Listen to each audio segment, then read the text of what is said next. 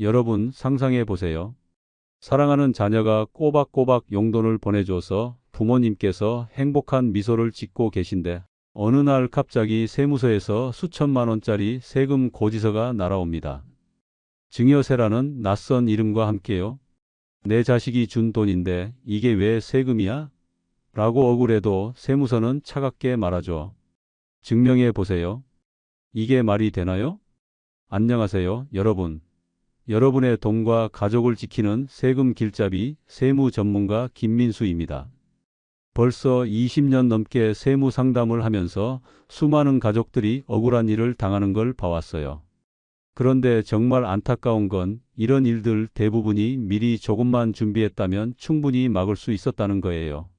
오늘은 가족 간 돈 주고받는 일, 특히 부모와 자녀 간 현금 거래에서 세금 폭탄을 피하는 궁극의 비법을 공개합니다. 이 영상 끝까지 보시면 여러분의 소중한 가족, 자산을 세무서의 레이더에서 안전하게 지킬 수 있는 5가지 무기를 손에 쥐게 될 거예요.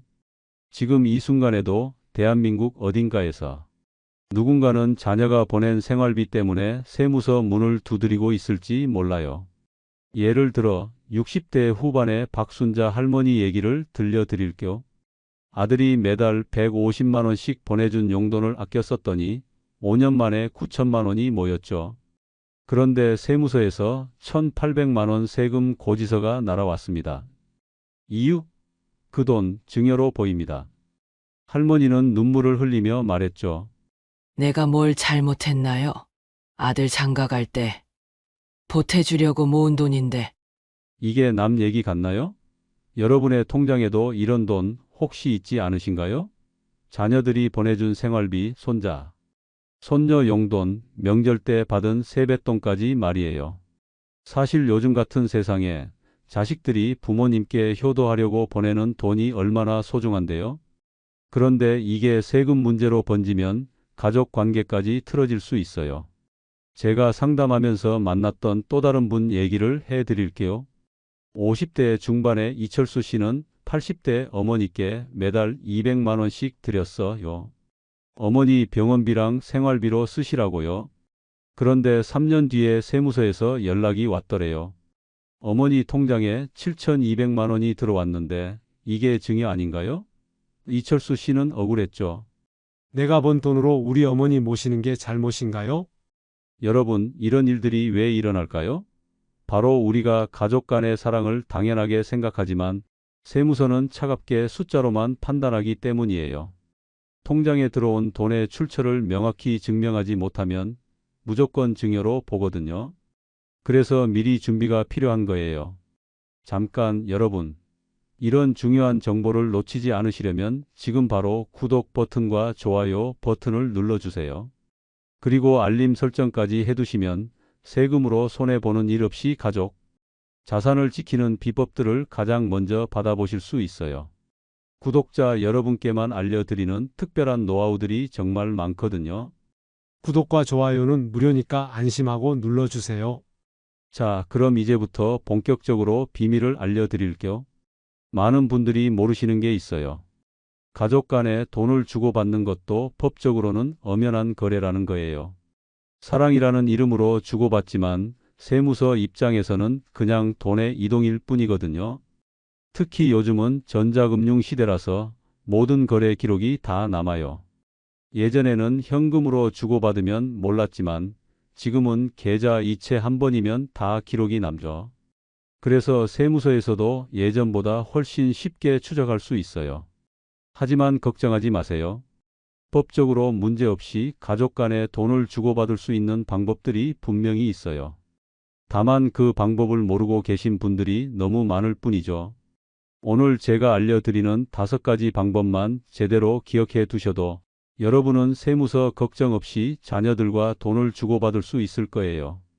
이 5가지 방법은 제가 20년 동안 현장에서 쌓은 노하우예요. 실제로 제 고객분들이 사용해서 세금 한 푼도 내지 않고 가족 간 자산 이동을 성공적으로 마친 검증된 방법들이죠. 그런데 이걸 아는 사람과 모르는 사람의 차이가 정말 크거든요. 여러분의 소중한 시간을 들여서 이 영상을 보고 계신 만큼 끝까지 함께 해주세요. 분명히 여러분의 가족에게 큰 도움이 될 거예요. 지금부터 세무서의 칼날을 피해 가족의 사랑을 지키는 법 시작합니다.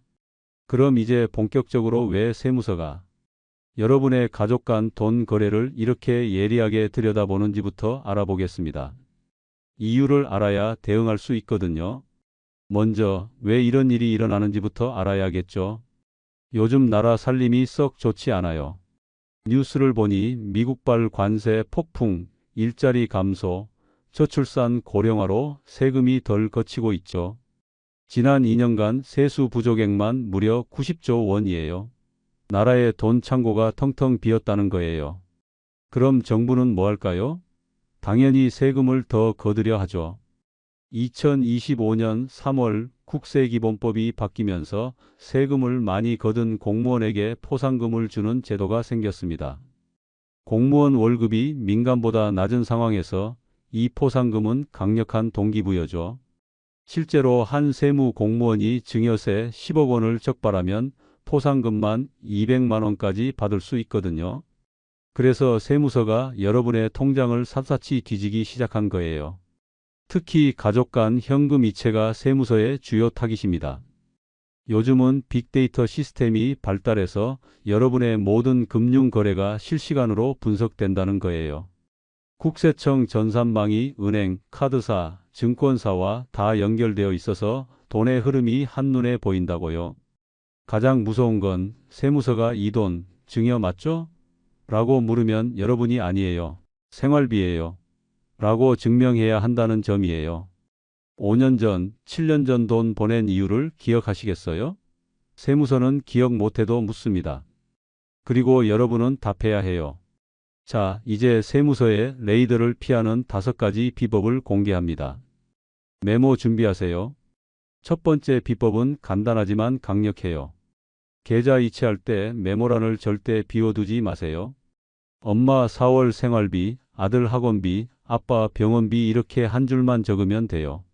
이 작은 메모가 세금 폭탄을 막는 방패가 됩니다. 여러분, 혹시 생활비라고 쓰면 뻔하지 않을까 걱정하세요? 오히려 그게 가장 좋아요. 세무서가 좋아하는 건 명확하고 일관된 기록이거든요. 엄마 생활비, 아빠 용돈, 할머니 병원비 이런 식으로 매번 똑같은 패턴으로 쓰세요. 예를 들어 이수진 씨 부부가 결혼할 때 부모님께 500만 원, 300만 원씩 받았는데 세무조사를 받았어요. 조사관이 통장 내역을 펼치며 이 돈 뭐예요? 라고 물었죠. 이수진 씨는 당황했지만 통장 메모에 결혼 혼수비, 신혼집 전세 보증금이라고 적혀 있었어요. 그 한 줄 덕에 조사관이 더 물을 게 없어졌죠. 더 완벽하게 하려면 이체 후 카톡이나 문자로 엄마, 생활비 200만 원 보냈어요. 라고 보내고 답장 받아 캡처하세요. 요즘 세무조사관들도 카톡 대화를 중요한 증거로 인정해요. 두 번째 비법은 정말 중요해요. 우리 집은 생활비가 좀 많아요. 월 500만 원은 세금 내야 하나요? 이런 질문 진짜 많이 받아요. 정답은 절대 아니에요. 세무서는 금액 크기를 보지 않아요. 용도가 중요하죠. 실제로 강남에 사시는 박정수 씨 가족 얘기를 해드릴게요. 아들이 외국계 회사 다니면서 부모님께 매달 800만 원씩 드렸어요. 부모님 두 분 생활비, 건강관리비, 가사도우미비까지 포함해서요. 세무서에서 조사 나왔을 때 박정수 씨는 당당하게 말했어요. 우리 집 생활비가 원래 이래요. 영수증도 다 있어요. 결국 세금 한 푼도 안 냈거든요. 반대 사례도 있어요. 최민호 씨는 아버지께 매달 200만 원씩 드렸는데 아버지가 그 돈으로 주식을 사셨어요. 3년 뒤에 세무서에서 연락이 왔어요. 아버님이 받은 돈으로 주식 투자하셨네요? 이건 증여세 대상입니다. 결국 4천만 원 세금을 냈어요. 그러니 생활비는 받아서 바로 쓰는 돈으로 기억하세요. 음식비, 병원비, 교통비, 용돈 같은 일상 소비에만 써야 해요. 세 번째 비법은 부양 의무를 확인하는 거예요. 법적으로 부모는 자녀를, 자녀는 부모를 부양할 의무가 있어요. 하지만 조부모는 손주에게 직접 부양 의무가 없어요. 이게 함정이에요. 실제 사례를 들려드릴까? 할아버지가 손주 유학비로 3억 원을 직접 보냈어요. 사랑이 넘쳤죠. 근데 세무서가 증여세 6천만 원을 부과했어요. 왜? 손주의 부모가 연봉 1억 원이 넘는 의사였거든요. 부양 능력이 충분했다는 거죠. 해결책은 간단해요. 조부모가 손주를 돕고 싶다면 자녀 통장을 거쳐 교육비 지원 명목으로 보내세요. 할아버지가 아들에게 주고 아들이 손주에게 주는 거죠. 네 번째 비법은 돈 보내는 방식에 관한 건데요. 엄마, 1년치 생활비 3천만 원 미리 드릴게요. 효도 같죠? 하지만 세무서 눈엔 증여 의심이에요. 왜냐하면 세무서 입장에서는 그 큰 돈을 정말 1년간 생활비로만 쓸까? 라고 의심하거든요. 비법은 간단해요. 매달 정기적으로 소액 이체하세요. 예를 들어 매달 15일에 200만 원씩. 규칙적이고 일정한 패턴이 가장 안전해요. 다섯 번째 비법은 생활비가 아닌 큰 돈을 빌려줄 때 필요한 거예요. 집 사는 돈, 사업 자금 같은 목돈 말이에요. 이럴 때는 차용증이 필수예요. 차용증 쓰는 방법은 간단해요. A4 용지에 제목을 차용증이라고 쓰고 채권자와 채무자의 이름, 주민번호, 주소, 연락처를 적어요. 원금은 금 2억 원이라고 한글과 숫자를 함께 쓰고 상환 조건은 5년 내 상환, 매달 10일에 400만 원씩 이런 식으로 구체적으로 적어요. 여기서 중요한 팁이 있어요. 차용증에 무이자라고 명시하세요. 그리고 원금은 2억 1,700만 원 이하로 하세요. 왜냐하면 세법상 연간 이자 1,000만 원 이하는 증여세 면제거든요. 마지막으로 신용카드와 현금 인출할 때 주의사항도 알려드릴게요.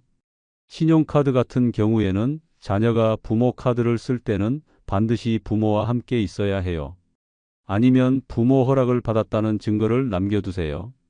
반대로 자녀가 부모님께 카드 드리는 건 괜찮아요. 부양 의무 때문이죠. 단 카드값 이체할 때는 엄마 5월 카드값 이런 식으로 메모를 꼭 남기세요. 현금 인출할 때도 조심해야 해요. 하루에 1,000만 원 이상 입출금하면 국세청에 자동으로 보고돼요. 990만 원씩 쪼개서 해도 은행 인공지능이 다 잡아냅니다. 마지막으로 한 가지 더 중요한 팁을 드릴게요. 가족 간 돈 거래할 때는 반드시 증거 보관을 생각하세요. 통장 기록, 카톡 대화, 영수증, 진료비, 명세서 등등 모든 걸 체계적으로 보관하세요. 세무서는 보통 7년 전까지 소급해서 조사할 수 있거든요. 꼼수 부리지 말고 투명하고 정직하게 하세요. 그게 가장 안전한 방법이에요. 자, 여러분. 오늘 배운 5가지 비법, 정말 중요한 내용들이었죠? 한 번 더 정리해서 말씀드릴게요. 이 5가지만 기억하시면 여러분의 가족 자산을 세무서로부터 안전하게 지킬 수 있어요. 첫 번째, 계좌 이체할 때 메모 필수. 엄마 생활비, 아빠 병원비, 아들 교육비 이런 식으로 한 줄만 적어도 세금 폭탄을 막을 수 있어요.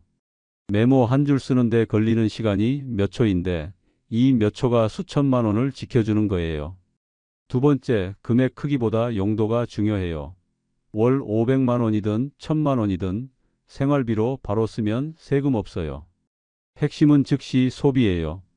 받아서 바로 쓰는 돈이어야 한다는 거죠. 세 번째, 부양 의무 확인하세요. 부모와 자녀 간은 괜찮지만 조부모가 손주에게 직접 돈 주는 건 위험해요.